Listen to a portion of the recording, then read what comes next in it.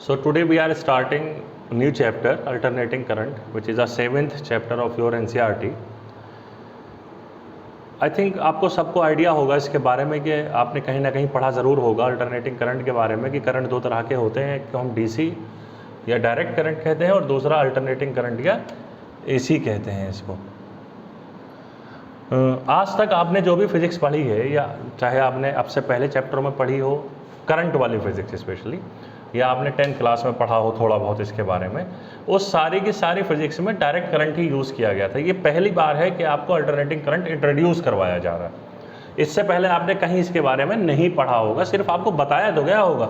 अब मैंने जो ये फिगर आपको बनाई, अगर आप इसको देखें कि मैंने अल्टरनेटिंग करंट की शेप बनाई है, ये साइन का फंक्शन है। अगर आप इसको देखेंगे 0 पे 0 है, इस एंगल पे जाके मैक्सिमम है। ये एंगल जो होता है बेसिकली ये π/2 या 90 डिग्री का एंगल होता है। यहाँ पर इस एंगल को हम कहते हैं π/2 या 90 डिग्री। अगर आप डिग्री में कन्वर्ट करना चाह रहे हैं, ये पाई हो जाता है, फिर ये 270 या 3π/2 हो जाएगा और ये आपका हो जाता है फिर 2π। तो 2π में जाके एक राउंड पूरा कंप्लीट हो जाता है और इसको टाइम जो लगता है आप उसको टाइम पीरियड कहते हैं। और इसमें पर सेकंड जितने ये राउंड कंप्लीट करता है, जितने ये साइकिल कंप्लीट करता है, आप उसको उसकी फ्रीक्वेंसी कहते हैं।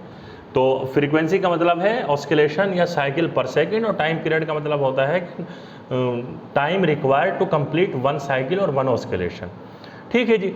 तो और इसके मतलब अगर आप देखेंगे इसके अपोजिट जो आपका डीसी होता है, ये जो है एक्सिस टाइम की है, ये जो एक्सिस है वो टाइम की है, और इस एक्सिस पर आपका वोल्टेज या करंट दोनों में से कोई सा भी हो सकता है। यहाँ पर वोल्टेज भी हो सकता है और करंट भी हो सकता है। तो टाइम के साथ वो, अगर आप डीसी का ग्राफ देखेंगे, ये डीसी का ग्राफ है, टाइम के साथ डीसी में कोई चेंज नहीं आता है। तो आइडियल डीसी वो होती है जो without any deviation from its value it can flow in A circuit. तो जैसा कि आप देखते हैं टाइम के साथ आपका जो वोल्टेज और करंट है ये कंटिन्यू कांस्टेंट है आपका। लेकिन ऑन द अदर हैंड आपका जो ये है एसी जो है, इसमें टाइम के साथ आपका जो वोल्टेज या करंट है वो ज़ीरो भी होगा, कभी मैक्सिमम भी होगा, कभी फिर ज़ीरो भी होगा, फिर दूसरी तरफ मैक्सिमम होगा, यानी कि अगर इधर पॉजिटिव है तो फिर नेगेटिव भी होगा, मैक्सिमम होगा उधर भी, फिर ज़ीरो हो जाएगा। तो इसका मतलब ये है कि कंटिन्यूस ऑस्किलेट करते रहती है। तो इसको रिप्रेजेंट करने के लिए ये ग्राफ है, और ये ग्राफ जो है साइन का है। आप इसकी जगह कॉस का भी ग्राफ ले सकते हैं। कॉस भी जो है, चूँकि साइन और कॉस दोनों के ग्राफ जो होते हैं वो ऑस्किलेटरी ग्राफ होते हैं। तो अगर मैं इसको मैथमेटिकली लिखना चाहूँगा, एसी की जो फॉर्म होती है that AC voltage will be equal to E0 sin omega t. Omega is the frequency of this oscillation and omega t का जो प्रोडक्ट होता है ये एंगल की डायमेंशन देता है आपका। ये जो होता है आपका ये एंगल होता है। चलिए साहब, तो E0 क्या है?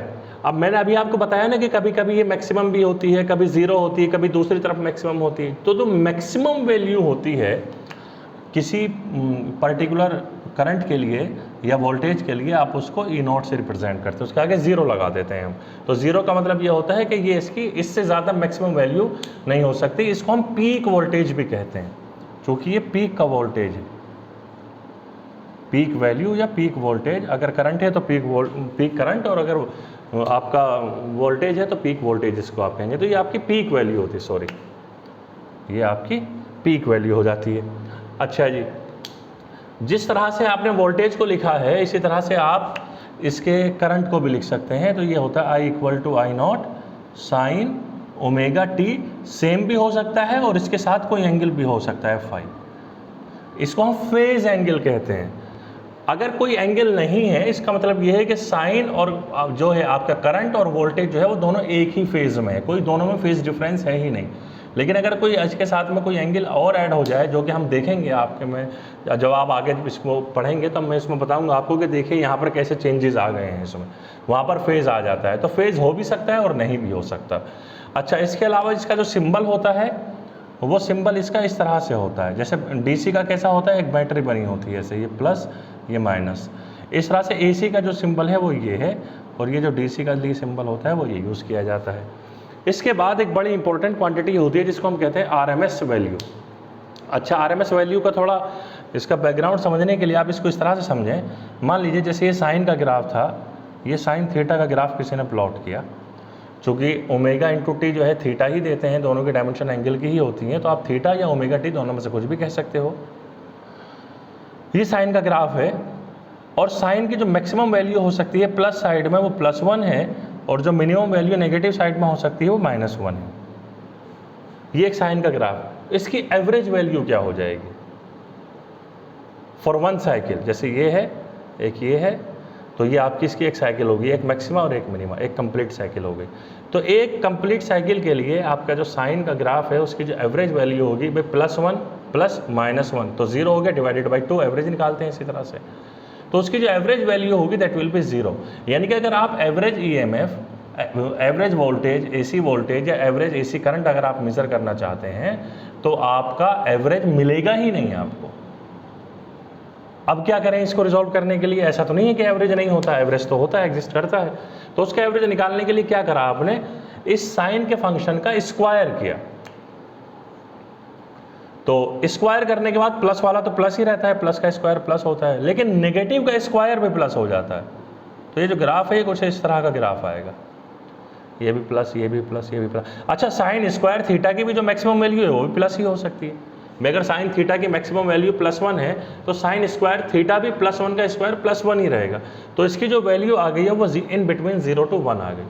अब इसकी मीन वैल्यू क्या हो जाएगी? 0 से 1 के बीच में जो एवरेज वैल्यू होगी दैट विल बी 1/2। तो मतलब ये हुआ साइन स्क्वायर थीटा की अगर एवरेज वैल्यू देखें आप तो it will be equal to 1/2। इसी तरह से कॉस स्क्वायर थीटा की जो एवरेज वैल्यू आप देखें ये भी आपकी 1/2 हो जाती है। On the other hand sine theta की अगर एवरेज वैल्यू आप देखेंगे तो ये 0 होती है, और कॉस थीटा की जो एवरेज वैल्यू होती है वो भी 0 होती है। और थीटा की जगह 2 थीटा, 3 थीटा, n थीटा कुछ भी हो, बस यहाँ अगर पावर 1 है यानी कि साइन थीटा की पावर नहीं बढ़नी चाहिए, थीटा कुछ भी हो जाए एवरेज वैल्यू उनकी 0 रहेगी। और अगर यहाँ पर स्क्वायर है तो थीटा कुछ भी हो उसकी जो वैल्यू होगी वो 1/2 रहेगी एवरेज वैल्यू। ये अब आपको पता चल गया कि साइन ओमेगा टी जो कि साइन थीटा है इसकी एवरेज वैल्यू आप नहीं ले सकते, 0 हो जाएगी। तो आपने करा क्या? इसका स्क्वायर करके फिर इसका एवरेज लिया। तो इसका स्क्वायर कितना हो जाएगा? अगर आप इसके स्क्वायर की बात करें, मान लीजिए आप आई का स्क्वायर करते हैं तो I square will be equal to I0 square sine square omega t plus five, या ओमेगा टी भी हो सकता है, 0 रख दीजिए आप। जब आप इसकी एवरेज वैल्यू लेंगे, ये एवरेज का सिंबल है, एवरेज वैल्यू लेंगे तो ये I0 स्क्वायर, ये तो कांस्टेंट है, पीक वैल्यू जो है ये तो फिक्स होती है भाई, किसी के लिए भी जो होगी भाई, कितनी ऊपर तक जा रहा है किसी सर्किट में करंट वो कांस्टेंट होगा। तो I0 स्क्वायर का एवरेज हो ही नहीं सकता। Sign square omega t plus five का जो एवरेज होगा ये इतना हो जाएगा आपका। अब चूंकि sine square theta plus theta, ये भी ओमेगा टी भी एंगल है और ये भी एंगल है, तो दोनों की कंबाइंड डायमेंशन भी एंगल की है। और साइन स्क्वायर थीटा की जो हमने बताई है एवरेज वैल्यू 1/2 होती है। इसका मतलब ये हो गया आई स्क्वायर की average value that will be equal to I0 square by into 1/2। That is the average value, square of the average value. अच्छा जी, अब आपको आई स्क्वायर तो चाहिए ही नहीं था। आई स्क्वायर का मतलब है एम्पियर का स्क्वायर, यानी कि आपको करंट नहीं मिल रहा, करंट का स्क्वायर मिल रहा है। तो अब आप करेंगे क्या? अब आप इस एवरेज का स्क्वायर रूट ले लेंगे। तो अब आपके जब आप इसका स्क्वायर रूट लेंगे then it will be equal to square root of I square and it will be equal to I0 by √2। This value is basically known as the RMS value, root of the mean of square. It is the mean of square and after that we have take the root. तो इसलिए आप इसको कहते हैं RMS, root mean square value which is the 1/√2 time of the peak value. अब ये इतनी important क्यों रखती है हमारे यहाँ, हम इसको इतना जोर क्यों दे के पढ़ा रहे हैं? उसकी वजह ये है कि आपके जितने भी इलेक्ट्रिकल डिवाइसेस हैं वो कभी भी I0 मेजर ही नहीं करती, वो कभी भी V0 या E0 मेजर ही नहीं करती। आपकी हर डिवाइस, आपका हर इंस्ट्रूमेंट बेसिकली जो मेजर करता है वो RMS वैल्यू करता है। तो आपको पता होना चाहिए कि RMS वैल्यू कैसे कैलकुलेट की जाती है। अब आप इसमें जरा एक बड़ा सिंपल सी एग्जांपल लें। मान लीजिए आपके घरों में करंट, बाहर से इलेक्ट्रिसिटी सप्लाई हो रही है, AC होती है। जब वो सप्लाई हो रही है और आपका जो वोल्ट मीटर है, मान लीजिए आपके घर में एक स्टेबलाइजर रखा हुआ है जिस पे एक वोल्ट मीटर की नीडल बनी हुई है, वो आपको बता रही है कि जो वोल्टेज आ रहे हैं वो 220 वोल्ट आ रहे हैं।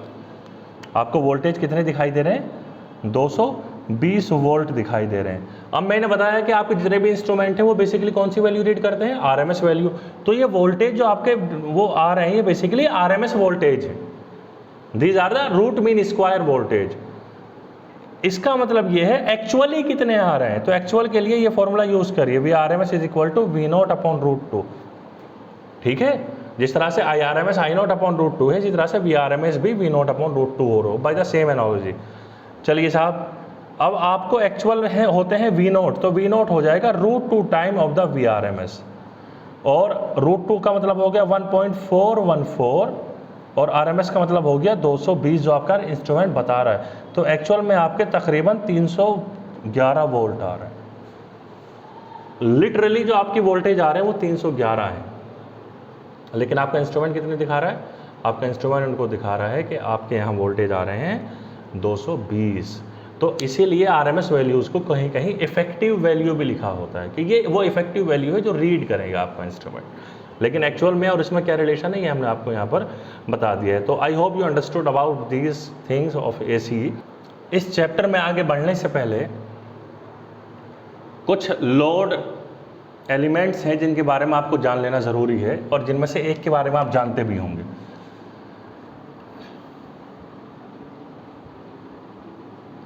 I hope you know about it. It is called resistance. This is called capacitance. This is called inductance. इसका सिंबल L है, इसका C है और इसका R है। आज तक आपने इसके बारे में खूब पढ़ा है। रेजिस्टेंस क्या काम करता है, यूनिट इसकी ओम होती है, पढ़ा होगा आपने सबने। काम क्या करता है कि जब ये किसी सर्किट में लगा होता है और अगर इसकी वैल्यू ज़्यादा होती है तो करंट कम फ्लो होता है, तो बेसिकली ये करंट के फ्लो का अपोज करता है। इसी से बेसिस पे इसका नाम भी पड़ा रेजिस्टेंस। हम आज आपको ये बताने जा रहे हैं कि सिर्फ रेजिस्टेंस ही नहीं अपोज करता करंट के फ्लो का, अगर कैपेसिटर भी लगा हो वो भी अपोज करता है। इस कैपेसिटर का भी एक रेजिस्टेंस होता है। रेजिस्टेंस, अब हम ये जो टर्म है ना रेजिस्टेंस, ये अब हम R के लिए नहीं सिर्फ बोलेंगे, बल्कि अब हम रेजिस्टेंस नहीं बोलेंगे, अब हम बोलेंगे लोड। अब हम रेजिस्टेंस की जगह क्या बोलेंगे? लोड बोलेंगे। लोड का मतलब होता है कोई चीज़ हैवी जो हो, यानी कि ऐसी चीज़ जो करंट के ऊपर हैवी है, जो उसके फ्लो का अपोज कर रही है। तो रेजिस्टेंस भी एक टाइप का लोड है। इसी तरह से कैपेसिटेंस का भी एक लोड होता है, और उस लोड को हम कहते हैं इंडक्टिव कैपेसिटेंस, इंडक्टिव रिएक्टेंस कहते हैं उसको। सिंबल होता है XC। यूनिट इसकी भी ओम ही होती है, जो कि काम तो ये भी वही कर रहा है जो R कर रहा है। इसी तरह से एक इंडक्टर का भी रिएक्टेंस होता है, लोड होता है, जिसको हम कहते हैं इंडक्टिव। अरे यार, ये गलत लिख दिया हमने, ये इंडक्टिव नहीं, ये होता है कैपेसिटिव। कैपेसिटर है ना, तो ये होता है कैपेसिटिव रिएक्टेंस और ये होता है इंडक्टिव रिएक्टेंस। XL सिंबल होता है और इसकी यूनिट भी ओम ही है, और इसकी यूनिट भी ओम ही है। तो अब तीन तरह के लोड हो गए आपके सामने, रेजिस्टिव लोड, कैपेसिटिव लोड और इंडक्टिव लोड। तीनों की यूनिट सेम है, लेकिन तीनों की जो क्वालिटीज़ हैं वो थोड़ी सी डिफरेंट है। एक क्वालिटी में सेम है, तीनों के तीनों करंट के फ्लो का अपोज करेंगे। ये ज़रूरी नहीं कि तीनों इक्वल अमाउंट में अपोज करेंगे। एक एग्जाम्पल हम लेंगे तो उसमें तीनों का कंपैरिजन भी मैं करूँगा, तो आपको दिख जाएगा वहाँ पर। अब हम सोचने वाली बात ये है कि अगर ये बाकी दो भी रेजिस्टेंस का काम कर सकते थे जैसे R कर रहा है, तो आज तक हमने इनके बारे में पढ़ा क्यों नहीं? उसका जवाब ये है, आज तक आपने DC के बारे में पढ़ा है सिर्फ, और DC में इन दोनों का यूज़ होता ही नहीं है, और अगर जहाँ होता है वो चीज़ें आपको पढ़ाई नहीं गई हैं अभी तक। ठीक है, DC में हम कैपेसिटर का यूज़ नहीं कर सकते, DC में इंडक्टर के यूज़ करने का फ़ायदा ही नहीं है कोई। ये ऐसा मैं क्यों कह रहा हूँ, ये आपको मैं एक ये एक लेक्चर के बाद या 2 लेक्चर के बाद उसमें आपको बता दूंगा। यहाँ पर आप ये समझ लीजिए बस कि सिर्फ रेजिस्टेंस जो नाम था वो सिर्फ एक टाइप है इस लोड का, लोड और भी होते हैं आपके।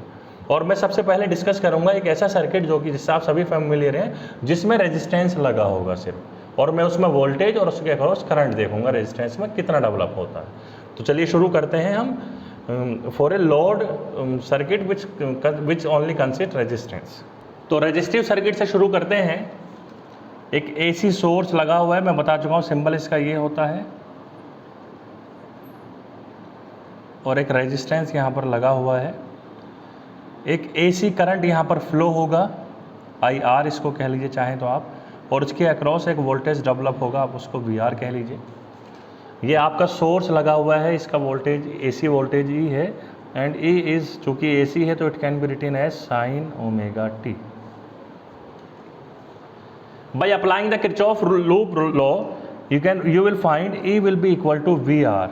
That means VR is equal to E naught sin omega t। अब चूंकि ये VR के भी इक्वल है तो मैं इस E नोट को V नोट कह सकता हूँ। That means voltage across resistance will be equal to just like the same form as the source. Now according to Ohm's law, I will be equal to E upon R, voltage upon resistance. ये R resistance है आपका। That means I will be equal to, और अब हमने E को किसके equal लाए हैं? VR के इक्वल लाए हैं, तो it will be equal to V, ये सबस्क्रिप्ट है R और ये रेजिस्टेंस है R, तो दोनों में कंफ्यूज मत होइएगा, VR by R। Therefore I will be equal to, VR की वैल्यू है V naught sine omega t upon R। V naught by R will be the I naught sine omega t। So this is the current across resistance and this is the voltage across resistance developed due to this source। अगर आप इस पर गौर करें, यहाँ भी sign omega T है, यहाँ भी साइन ओमेगा टी है। इसका मतलब ये है साइन ओमेगा टी की वैल्यू जब π/2 होगी, जब साइन ओमेगा टी की वैल्यू मान लो 0 होगी तो IR 0 होगा, VR भी 0 हो जाएगा। जब साइन मैक्सिमम होगा तो IR भी मैक्सिमम होगा और VR भी मैक्सिमम होगा। जब साइन माइनस में मैक्सिमम होगा तब VR भी IR भी माइनस में मैक्सिमम, यानी कि माइनस IR हो जाएगा, और VR भी आपका माइनस VR हो जाएगा। मतलब ये है कि ये दोनों एक साथ फ्लो होंगे सर्किट में, इसीलिए हम कहते हैं कि ये दोनों सेम फेज में हैं। देखिए साइन ओमेगा टी के आगे कुछ नहीं आया, यहाँ भी साइन ओमेगा टी के आगे कुछ नहीं है। इसका मतलब ये है कि आपका वोल्टेज और आपका करंट एक साथ फ्लो होंगे in the resistive load circuit. अगर आपको ग्राफिकली रिप्रेजेंट करना चाहते हैं, अगर मैं इनको ग्राफिकल रिप्रेजेंटेशन दूँ, तो मान लीजिए अगर ये आपका वोल्टेज है, ये अगर आपका वोल्टेज है, तो इसी के साथ ये मान लीजिए आपका VR है, तो इसी के साथ आपका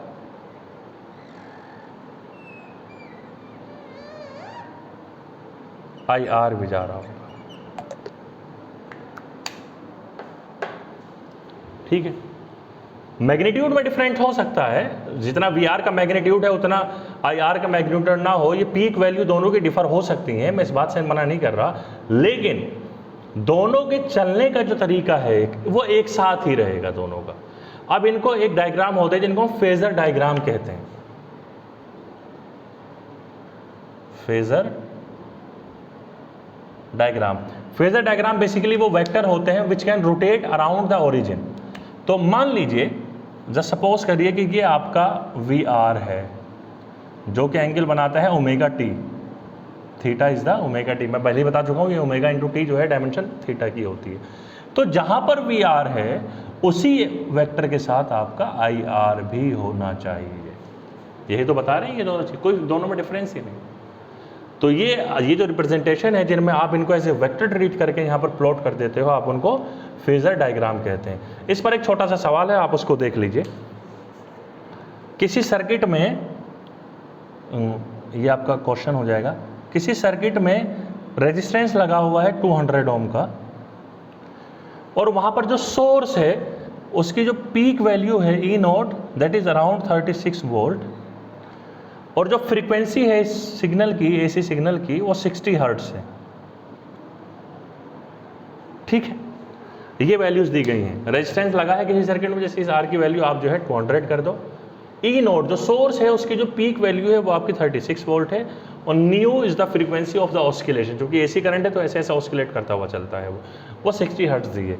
एक बात मैं आपको बता दूं, हमारे इंडिया में जो इलेक्ट्रिसिटी, ये सवाल जो मैंने लिया है एक फॉरेन राइटर की बुक है, तो वो अमेरिकन है वो राइटर, तो अमेरिका में जो एसी सिग्नल जाते हैं उनकी जो फ्रीक्वेंसी होती है वो 60 हर्ट्ज रखी जाती है। हमारे इंडिया में जो एसी आती है आपके घरों में उसकी फ्रीक्वेंसी जो होती है वो 50 हर्ट्ज होती है, 50 हर्ट्ज होती है। 50 हर्ट्ज या 60 हर्ट्ज का मतलब ये होता है कि आपका सिग्नल 60 बार ऑस्किलेट करेगा। ये जो सिग्नल है, आप जैसे ये वाला सिग्नल है, ये 60 बार ऑस्किलेट करेगा विद इन 1 सेकेंड। तो 60 बार ये 0 को क्रॉस करेगा। जब ये 0 को क्रॉस करेगा तब तो यहाँ पर वोल्टेज और करंट दोनों ही 0 हो जाएंगे। इसका मतलब ये है कि आपका जो इंस्ट्रूमेंट है वो बंद हो जाना चाहिए। और ये जो बल्ब आपको दिख रहे हैं आपके घरों में जो लाइट आती है उसमें बल्ब है या फैन है या फ्रिज है, वो 1 सेकंड में 50 या 60 बार है। अमेरिका में 60 बार, इंडिया में 50 बार बंद हो जाते हैं। तो आपको नज़र क्यों नहीं आते? आपको ऐसा क्यों लगता है कि आपका बल्ब जो है वो कंटिन्यूसली ऑन है? उसकी वजह यह है कि आपकी आंखें इतना कम रिजोल्यूशन नहीं रखती कि वो उसको देख सकें। हमारी आंख जो है तकरीबन 1/16 देख सकती हैं, और यहाँ पर फ़र्क है 1/60 का, 60 या 1/50 का, तो जो कि आपकी आंखों से बहुत दूर है वो लिमिट, जो कि आपको नज़र नहीं आ सकता है उसमें। खैर, तो ये एक न्यूमेरिकल हो गया आपका। आपसे पूछा यह गया है कि what will be the V at a time of T. अच्छा, एक बात और याद रखिएगा, ये हम यहाँ लिखते नहीं हैं, जैसे ये आई आर है, this I R is depending on time, तो this I R is a function of time, but this I naught is not the function of time. I naught तो पीक वैल्यू है, time पर depend ही नहीं करेगी, ये जो है ये पीक वैल्यू। इसी तरह से वी आर जो होता है वो फंक्शन ऑफ टाइम होता है, लेकिन V naught function of time नहीं होता। तो आपसे पूछा ये गया है कि what will be the V, यानी कि ये एक्सप्रेशन कितना हो जाएगा, what will be the I as a function of time, what will be the V naught, what is the peak value of voltage across R, and what will be the peak value of the current across resistance. तो ये सारी values आपको calculate करनी, बड़ा simple सा rule है इसको करने का।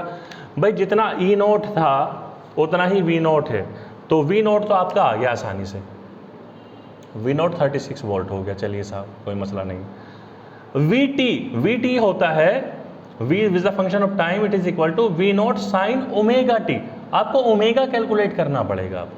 ओमेगा होता है आपका 2 pi nu, nu is the frequency, ये एंगुलर फ्रीक्वेंसी होती है, लीनियर फ्रीक्वेंसी होती है, और न्यू आपको दिया है ये 60 हर्ट्ज है, तो आपका ओमेगा हो गया 120 पाई। चाहो तो पाई की भी वैल्यू रख लेना, 3.14, 377 के अराउंड ये आ जाएगा, लेकिन मैं नहीं रख रहा हूँ, तो ये हो जाएगी रेडियन पर सेकंड इज द फ्रीक्वेंसी।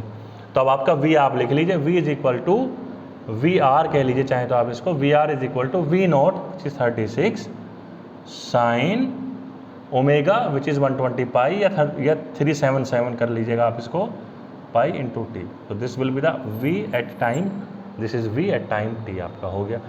अब आई नोट क्या हो जाएगा? आई नोट कितना था? आई नोट था आपका वी नोट बाई आर, और वी नोट है 36 और आर कितना है? ये है 200, तो it will be around 0.18 ampere. और ये वाला हिस्सा दोनों के लिए कॉमन है, यहाँ भी सेम है, यहाँ भी सेम है, तो आपका आई सिंपली हो जाएगा I as a function of time across resistance, it will भी हो जाएगा। बस यहाँ आई नोट की जगह यहाँ पर 0.18 आएगा, जबकि यहाँ पर 36 आया था। तो और ये साइन वाला जो ग्राफ है ये एज इट इज़ रहेगा, ये एज इट इज़ रहेगा।